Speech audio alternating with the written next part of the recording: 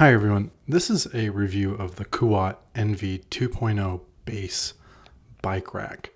I originally bought this in June 2020 for $650 and now it is $750. I used to have a tailgate cover for my Tacoma, but I wanted to use the bed of the truck and also put bikes on the back of the truck, so I got this. I like this rack because you can tilt it back and open up the back of an SUV. But one day I was in Coeur d'Alene, Idaho, and someone cut the lock that was built in to this bike rack.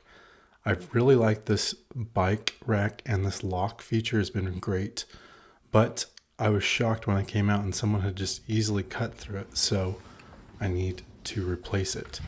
And to do that, you need to identify what kind of key you have. I have the 1915 key. So if you go to the Kuat Hitch Parts website and find your rack, I have the NV Base 2.0. They have all of the different accessory products which you can repurchase and install, and then you can find that key code 1915 that needs to match if you're going to replace your lock. So here it is.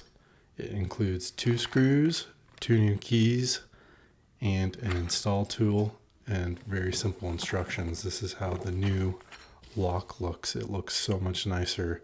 I'll show you how much the old one is rusted. I had to get some pliers to get enough torque to get those screws to unscrew, but once you do, you can easily slide it out. And you want to keep that sheathing inside, that X-styled sheathing. I just couldn't do it with one hand. And then you line up the 2 new lock holes and just push them through. And that slides on there very easily. And then push the cable into the cable housing into that sheathing. And it clicks in there magnetically.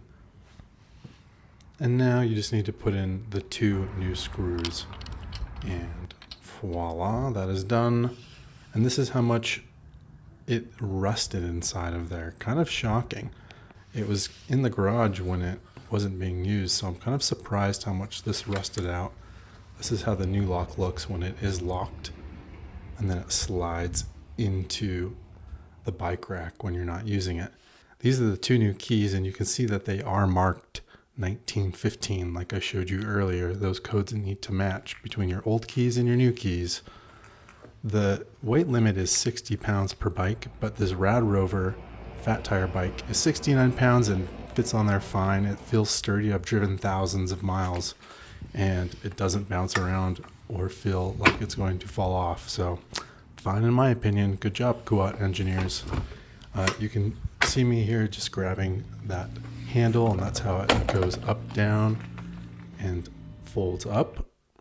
This is how it looks again with an SUV door of a Highlander, and just showing here that the door does open when you fold this back, even with big bikes like my fat tire bike.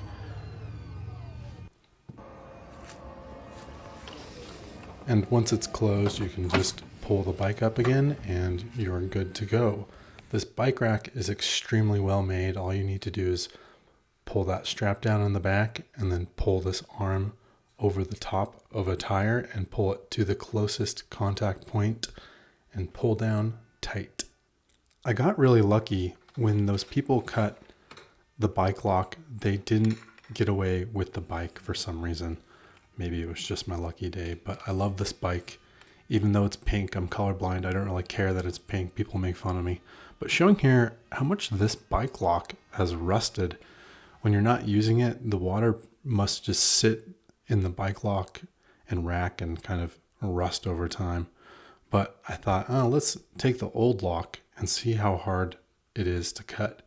Here's some Milwaukee wire cutters that you use with your hands. I could only get through the plastic sheathing and maybe cut 1 or 2 of those wire strands in there.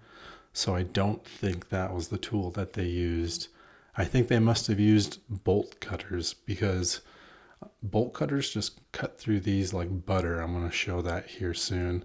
Here's the big boys.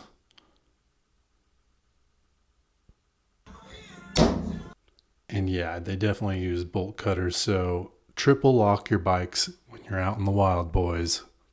Other than the bike lock, this is very well made. It's probably the best made bike rack in my opinion, so would recommend.